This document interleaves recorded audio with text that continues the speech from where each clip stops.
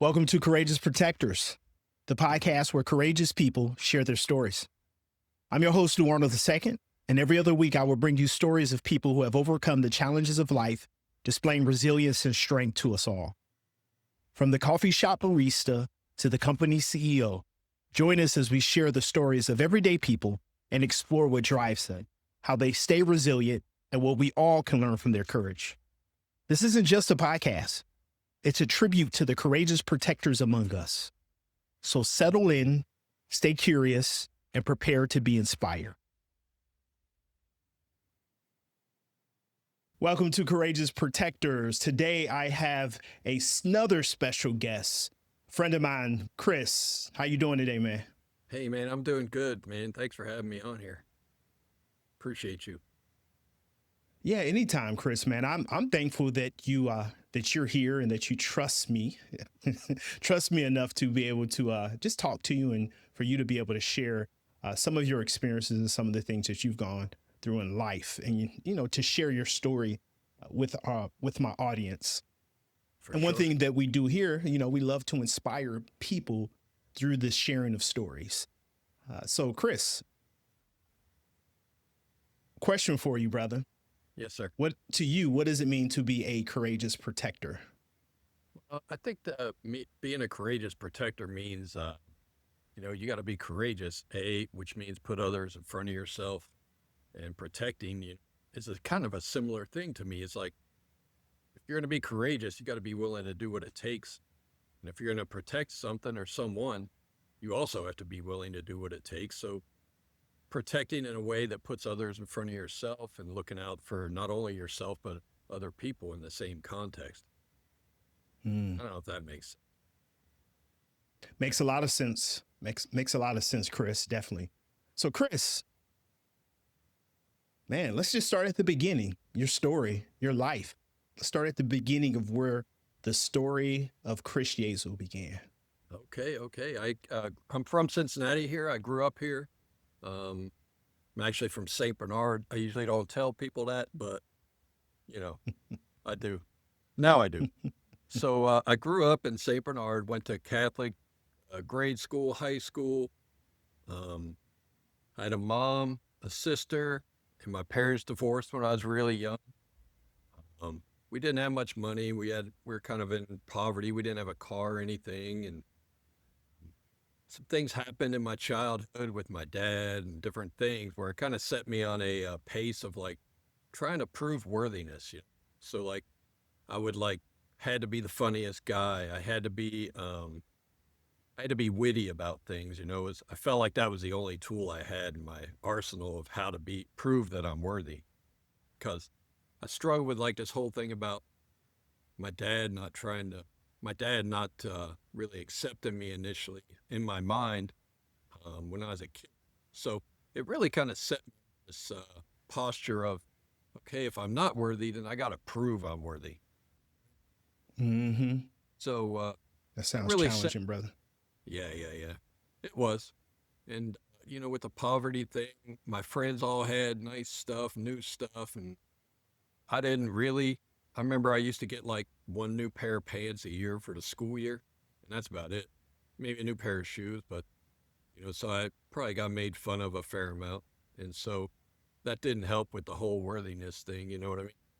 So it really kind of set me on a course for my childhood and young adult life of like, hey man, you got to prove you're worth being around, not only as a friend, a son, a husband, a dad, all those things. I felt like I had to really prove, like, hey, you don't have what it takes, so you got to work extra being accepted. You know what I mean? Yeah. Yeah. So, yeah, so I grew up in St. Bernard. It was good.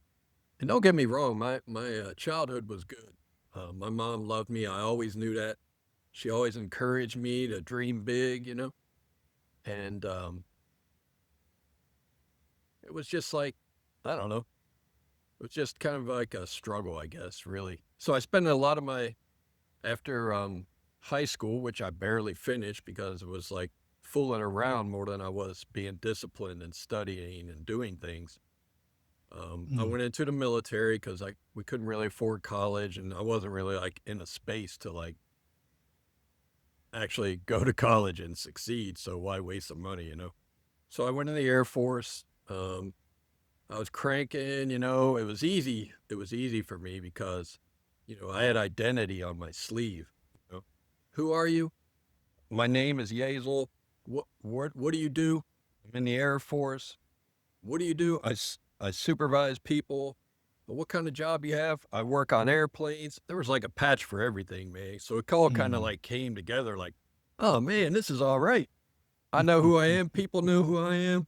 And I didn't feel like I had to prove as much, but I did. I really clicked and started like studying a lot. And I wanted to be the best I could at my job, which was like aircraft maintenance. And I was pretty good at it. And until it was January 31st, 1988. Actually, the night before, one of my friends was he was getting ready to go to Guam for 6 months on a deployment, and he had like 6.5 months left in the military. So, kind of partied it up the night before, a little more than we should have. And I go into work the next day, and his airplane's getting ready to leave, and he says, "Hey, see you guys later, man." And so he goes up the ramp, gets on the airplane, and I'm working, and they had a problem with the airplane, which I was part of my responsibility. So they called me out there, and I'm 20 at the time. Mm. And so I go out to the airplane, I fix a problem, takes off.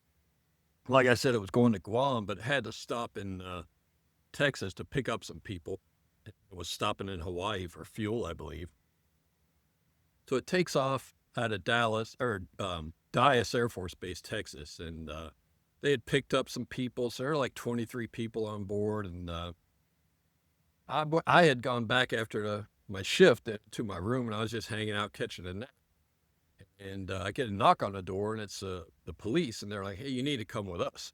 I'm like, "For what?" I've been here all day, except for Mm. working. And they said, "Well, we need to talk to you." So they take me up to work, and bunch of like generals and things there, and they're like, "Hey, we need to know what you did on that airplane."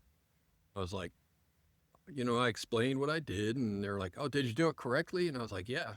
And they said, "Okay, well, we need to let you know that you're the last person that worked on this airplane, and it just crashed in Texas and killed 23 people on board."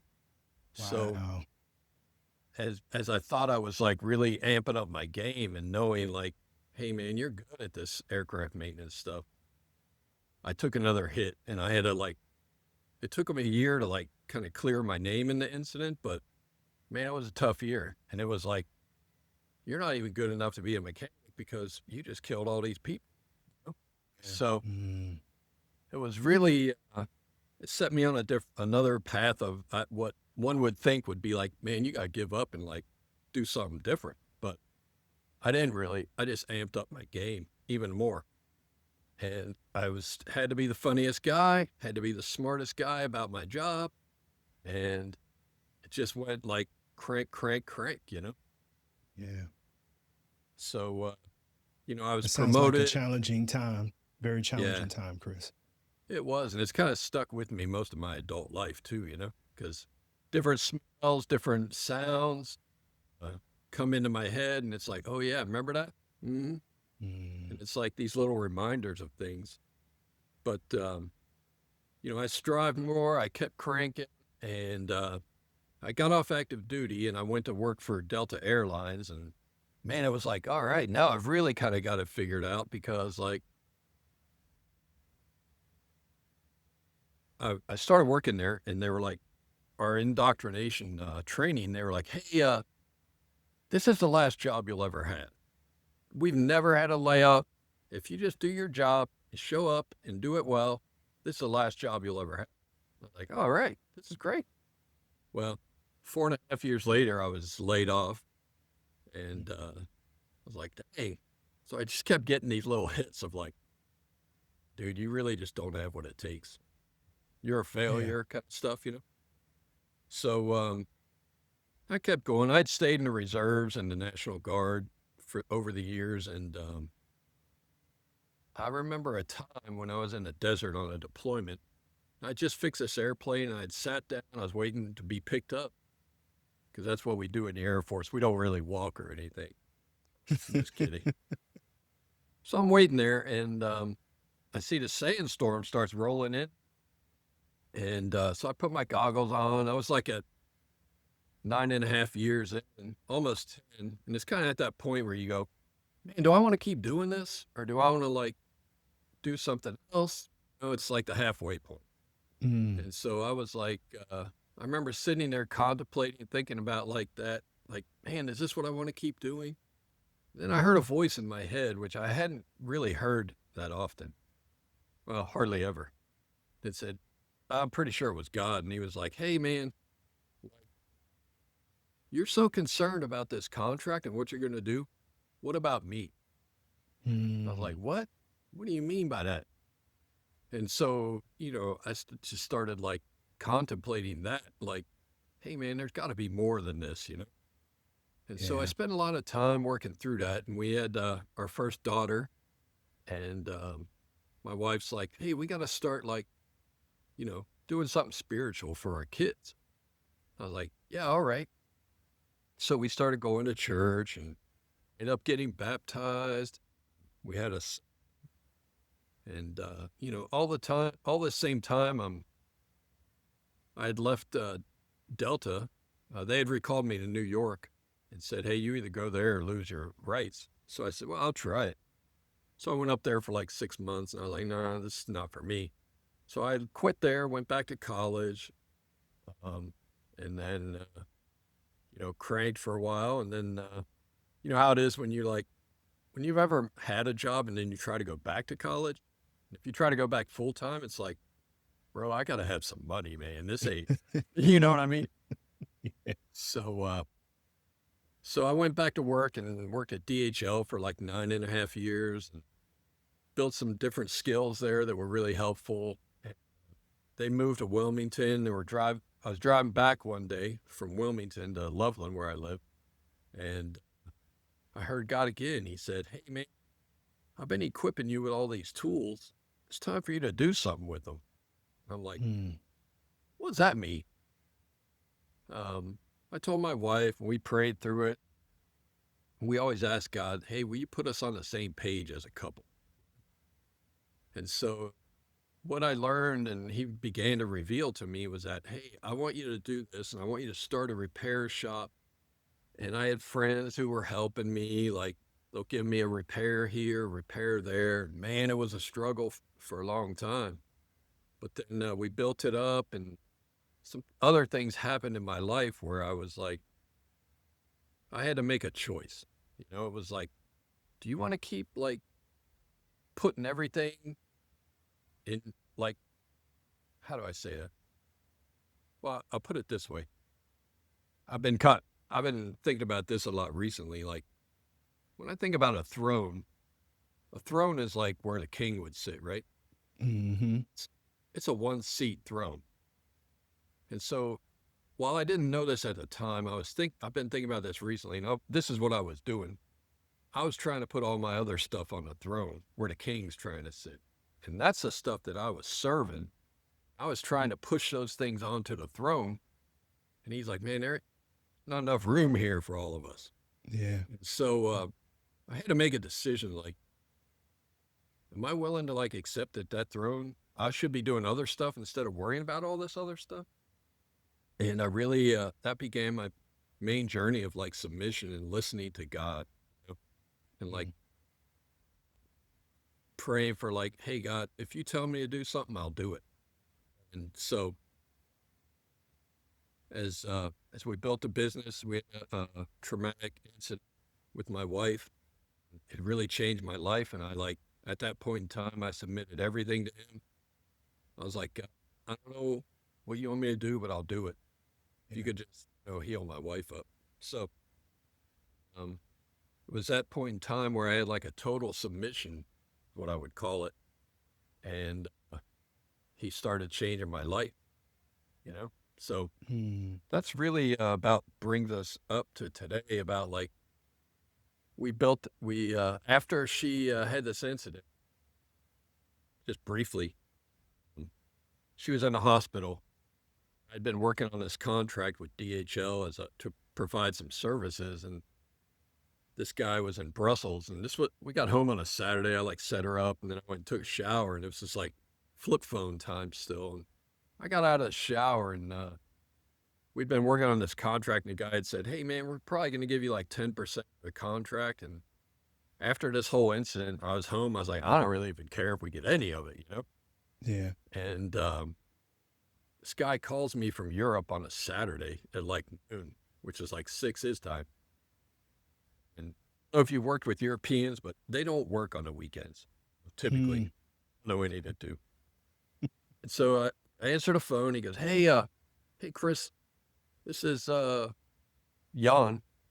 And he says, hey, we were gonna give you like a little bit of this contract, but we just decided to give you all of it and 100%. And it was like a massive deal for us. And it like changed our whole dynamic of our company. And it was really, at that point, I was like, wow, you know, maybe it's true that when God says he's going to take care of you, if you're not worshiping all these other things you got going on and you're just worshiping him, he's going to change your life. So after that, we kind of continued just building a business. Of course, there were hiccups along the road. 3 amazing kids. And so I was trying to be a dad at the time and remain engaged in fatherhood. And it wasn't until, we kept building the business. And in 2019, we decided to sell. And, man, we did some really cool stuff, and we ended up selling it for an incredible amount of money, which I never thought I'd ever see in my entire life. And God showed up again, because we had like this earnout where if you hit your numbers, they're going to pay you some more, right? And so the first year, 2019, we closed in January. So 2019, we were cranking and we were like killing it. And it was like, I don't know, we probably got like 85 or 90% of the amount that we could get out over 2 years in that first year. And they were so happy. Everyone was happy. We were cranking it. I mean, it was hard work, but it was good. Yeah. And they came to us, and we were supposed to get paid out at the end of April. They came to us in January, and they said, "Hey, man, you guys did such a good job. We want to keep you engaged. What can we do to make you guys happy?" And we're like, I don't know. You can like pay us early. And they were like, okay, we'll pay you early. So they ended up paying us in February. And in March, COVID hit. All of aviation like shut down. And so I look back and I'm like, there's nothing more than the favor of the Lord. Because there is no explanation. Everybody I know have talked to who've done deals like this are like, they paid you early. That never happens. No one's ever heard of that. Maybe they have. I don't know. I've not. Thought it was just super cool. So we sold the business, got through COVID, and then I decided, hey man, I need to get a bug out property. This for the zombie apocalypse that's coming. And so I'm looking everywhere. My wife and I are looking, and weird stuff happened. We put a couple contracts, they fell through. And a friend of mine called and says, hey, got this property up by Dayton we're going to sell. You want to come take a look at it? I was like, yeah, sure. So my wife and I go up there and we look at it, and I'm like, man, this is way too much. I'm looking for like 20 acres. It's like 70. I'm like, I don't know, but it really fits a lot of the boxes, you know, like, is it defendable? Is it like sustainable? Is there a food source? Is there heat, water, all this kind of stuff? So I'm like, all right. Yeah, I think this will work. So we end up buying a place, and, you know, my brain's still like, all right, what are we going to do here? This is the bug out place. And the whole time, my daughter, who was maybe, she was probably 21 at the time, maybe. She's like, hey, Dad, you know, I don't think we're supposed to be running away as the church when the things happen. I think we're supposed to be like running to them. And I'm like, Oh man, you know what? I'm 50 and you're 20. I probably know better than you, so yeah, thanks, but thanks. But she was so right. And then the Yeah. Lord revealed to me, He's like, "Hey man, we're not going to do bug out up here. I mean, it may be a place you can come, but we're going to do some ministry up here." And so Mm, that's kind of what we're doing now. Is we provide rest and respite for people, pastors, missionaries, church people, space for retreats, father son, veterans, marriage retreats, just kind of like that whole thing of like when God gives you something, He expects you to do something with it, like the talent hmm story of the talents, right? Like mm, you can bury them, sit on them, which to me was like the bug out property, or you can invest in and grow things, which is kind of yeah. what we're trying to do with the ministry. So I don't know if that makes sense. That's kind of my story. Mm, that's It's awesome, man. well, it's been interesting, that's for sure. So I do want to reflect on just a few things. When you think about the beginning, so it sounds like uh, that moment in time when you were baptized, when you first had an encounter with the Lord, when you're like, "Hey, I want to submit my life to Him." Uh, that sounds like from your story that was the start of everything. That was the start of amazing change, ups and downs, challenging moments, but moments where the Lord was. You can clearly see that the Lord was with you in your life. Yeah, definitely. You ever hear like the 18-inch journey? So 18-inch journey is like the journey from your head to your heart. Mm, Like I knew a lot of things, but I didn't know if I really believed them in my heart. And there was like this expectation, like sometimes of like, well, God, why don't you just change me, do things to make me better and do change me for your kingdom. But God's gentle, man, and he doesn't like ram it down your throat. And when he says like, I'm going to, I'm going to change you 1 degree of glory to the next. And I was like, well, what does that mean? So since I'm aviation, I'm like, okay, well, let me look at a HSI, a horizontal indicator. You don't just go from 360 to 90. You got to go through all the degrees along the way. And mm, so it kind of put me in a different mindset of like, okay, I guess I'm not going to probably be changed like right now, but it's going to be a journey. yeah, And that's really what it's been. yeah, man. That's awesome, Chris. I hear that journey. When you think about a mentor, uh, someone to look up to in your life, someone that had a tremendous impact on you and the direction of your life. Can you share with our audience who that is? You don't have to give their name if you don't want Yeah. to, but that moment in time, what they did in your life and how it impacted you. Yeah. There's a couple for sure. Um, when I first started going to church again, I was raised Catholic, like I said, so I didn't really understand a lot of things about like relationship with Jesus. It felt like, okay, this doesn't really seem like church or like how things are really designed. Because what I knew, I was looking through a filter of like religion, and that's Mm, just it. Let me pause for a sec because I've got a lot of Catholic relatives and friends, and I'm not down on the Catholic Church whatsoever. I think they're doing a lot of great things, but for me, it just didn't really like help me relate to God. mm, And yeah. so when I first started going back to church, this guy I knew came up and he goes, "Hey man, I meet with some guys every morning on Thursday mornings down in northern Kentucky. If you want to come, we'd love to have you join us." I was like, "What do you do?" And he's like, "No man, we like read the Bible and like a little bit, and then we talk about it." Because there's pretty good coffee there. So I was like, "Okay, I'll try." And man, this guy, he he helped me understand like Jesus isn't about, hey, what can I get from you or what can you do for me? I just want you to be near to me, you know? Mm, And it's like a father relationship with a son, or a daughter.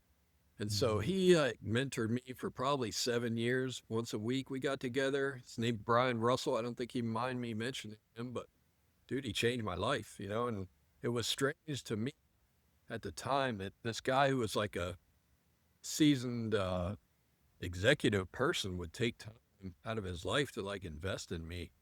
It Yeah. was weird at the time.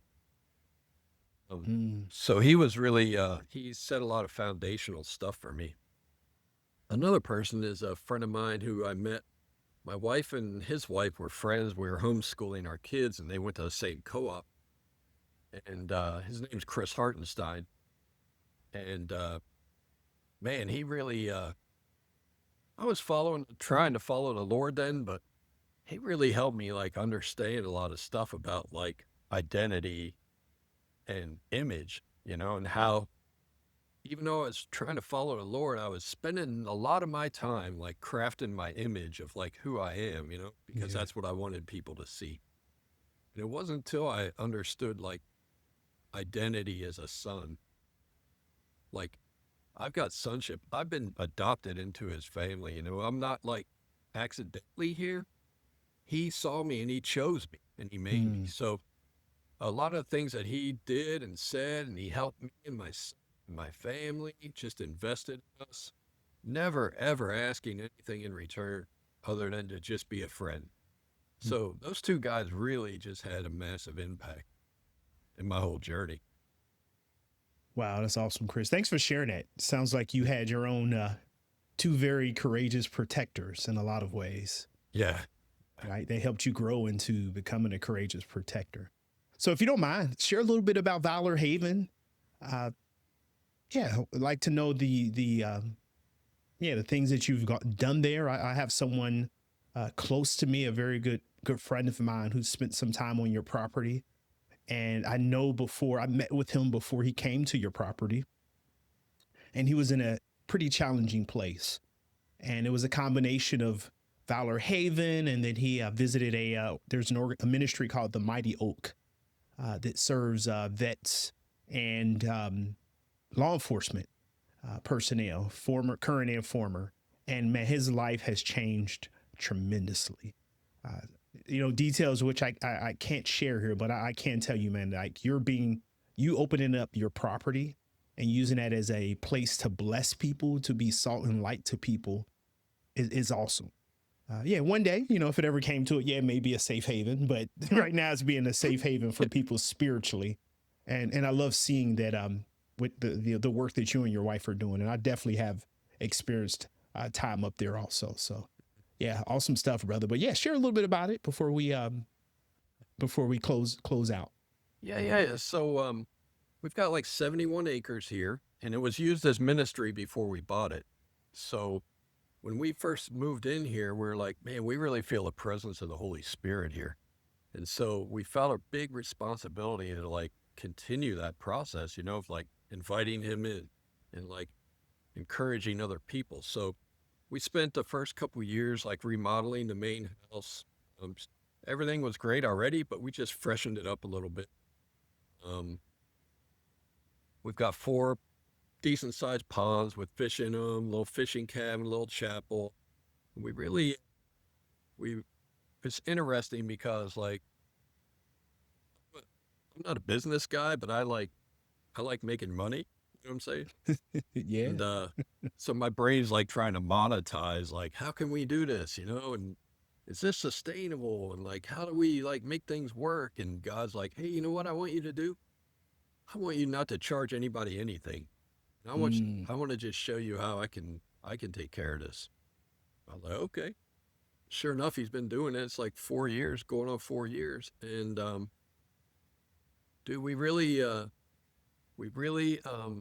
feel the presence here, and we would just want people to be able to experience that as well. So my wife started the first retreat we had here was a mother-daughter retreat, and she just invited some of my youngest daughter's friends and their moms, and they came up and they just spent time doing some worship and just talking about, hey, what's life look like? Are we Mm. lining up with what life's supposed to be like, or are we just like crafting something else? Yeah. My wife is just a powerhouse, and she's just an amazing person. And so a lot of the things we do here um, are direct reflection of her. So Yeah. I'm more of the hey, let's crank and let's grind and let's do stuff. But I do listen to the Lord. And so we do a lot of, we've done the last couple of years, we've done like a father-son weekend up here where we put like, a friend of mine works at a billboard company. So we get like 3 of those billboards and we put them on the hill and we like had this massive slip and slide. And we told the boys, the sons, hey, if you want to have dinner Saturday night, you have to catch a fish, learn how to clean it and cook it. And man, everybody loved that. We had this massive fish fry, but I thought it was super, super important. Like, I don't think a lot of people get it these days. Like, if you're going to eat something, something has to pay a cost. There's a cost to everything. So that was really important to me. And it's been super cool that like people come from the city. They've never been out here. They just understand that like food has a cost. Everything has a cost. Yeah. We've had like young leaders from the inner city of Cincinnati come up here who've never been out of the city. They walk in the woods. We've got some trails that are lined with like Psalm 139, talk about identity and things. And they're like, I've never been out here in a place like this. Are there like animals out here that can hurt me? So it's kind of interesting, but we really, when we have people here, we know there's not a lot of safe places anymore, other than like maybe a church building or something, but where can I go and meet the Lord, And for me, and I think for a lot of guys, it's like, hey, it's got to be outside. I can't be like crammed in around a phone or computer. I got to be outside in nature. So I think that's been a big thing for us. And like ushering in the Holy Spirit, inviting him in. And we hear some really amazing stories about how he's touched people here. And not to take the glory because it's all his, but man, he's doing stuff, Yeah. And I don't know if that explains what we're trying to do, but we're trying to create a safe space for resting, recharging, and relaxation, Yeah. That's awesome, Chris. Well, Chris, thank you for sharing your story. I will put a link for Chris's contact information. It'll be in the link in the info section of this podcast, a link to their website so you can reach out to them if you want more information about Valor Haven. Yeah, for sure. Chris, thank you. People, thank you for joining us. Thank you for joining Courageous Protectors. Thank you for joining us, and let's continue to be courageous protectors. Hey, Lou. Yeah. Hey, man, thanks for doing this because I think it's super critical that people share their stories, man, because it's A, you recognize what God's doing, and B, it's encouraging for other people, So I appreciate you doing this. Thank you, Chris. Thank you. You're awesome today, brother. Thank you. Thanks. That's a wrap on this episode of Courageous Protectors. If you enjoyed this episode, please share this episode and podcast with your friends and family. Please encourage them to subscribe also. Let them know how much you enjoyed this podcast. We're trying to grow a community of courageous protectors. Until next time, stay strong, stay courageous, and be blessed.